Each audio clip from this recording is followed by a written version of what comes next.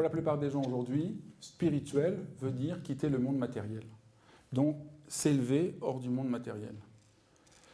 Et toute l'œuvre de Shogam Trungpa va être de montrer que c'est une compréhension tout à fait erronée et maladroite de la spiritualité. D'abord, elle est liée à l'histoire occidentale, qui a essayé de penser cette différence entre l'esprit et le corps, entre le monde matériel et le monde spirituel, dans une sorte de hiérarchisation qui n'est pas comme cela que perçoivent le monde, tout le monde oriental. Mais plus important, Shogam Trungpa trouvait que le fait de s'élever risquait de nous faire juste rêver. Je crois qu'on pourrait dire, mais c'est pas comme ça que Shogam Trungpa en parlait, ça c'est plutôt ma manière de le dire. La spiritualité, si je vais dire en une phrase qu'est-ce que c'est ne plus vivre à partir du moi, moi-même et encore moi. Le travail spirituel, c'est sortir de moi, moi-même et encore moi. Qu'est-ce que je vais gagner? Vous rencontrez quelqu'un, qu'est-ce que je vais gagner dans cette situation? Vous faites quelque chose, qu'est-ce que je vais gagner ou qu'est-ce que je vais perdre? Tout en fonction de moi, moi-même et encore moi. La spiritualité, c'est le dépouillement, le renoncement, le déplacement, la sortie du moi, moi-même et encore moi.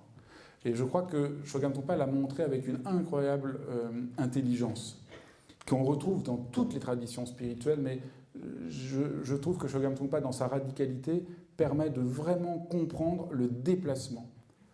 Il va même aller jusqu'à dire, qui est un des premiers renseignements qu'il fait quand il arrive aux États-Unis, il parle du matérialisme spirituel. Je préférerais peut-être dire consumérisme spirituel.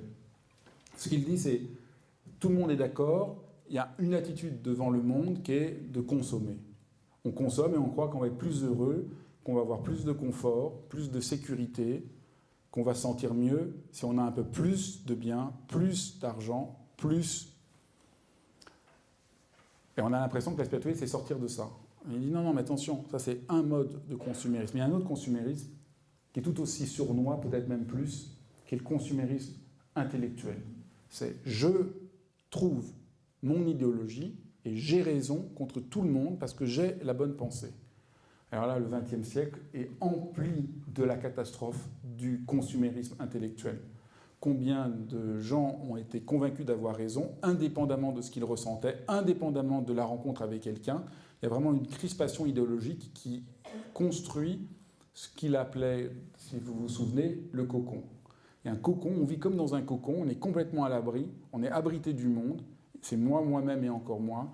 Comme il dit parfois, dans ce cocon, vous ne respirez pas beaucoup, ça sent vite très mauvais, mais vous vous sentez en sécurité. Ça pue même au bout d'un moment, mais vous êtes bien, parce que vous êtes tranquille, parce que vous ne vous confrontez pas avec la réalité.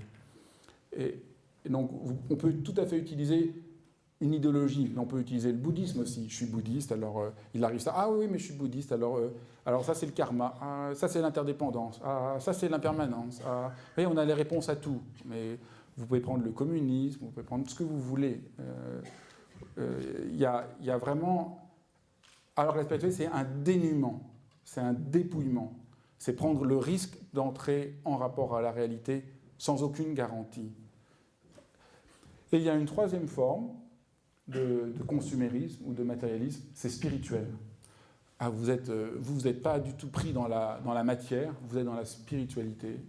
Vous vous occupez de choses tout à fait extraordinaires, très hautes. Vous êtes dans le détachement, dans le vide, dans l'ouverture inconditionnelle, dans l'amour. Au fond, c'est qu'une manière de vous protéger. Ce n'est pas une manière de risquer quelque chose, c'est juste une manière de vous protéger. Des fois, les gens me demandent, mais j'ai des expériences spirituelles, est-ce que vous croyez que c'est bien? Mais ce n'est pas ça qui compte. Ce qui compte, c'est qu'est-ce que vous êtes prêt à risquer? Comment est-ce que vous êtes prêt à vous ouvrir? Vous savez, vous voyez un des enseignements très poignants qu'il donne à la fin de sa vie. Il faut penser plus grand que le feu de cheminée. Est-ce qu'on peut penser plus grand que son feu de cheminée? C'est ça la spiritualité. C'est cette ouverture profonde pour quelque chose de plus vaste.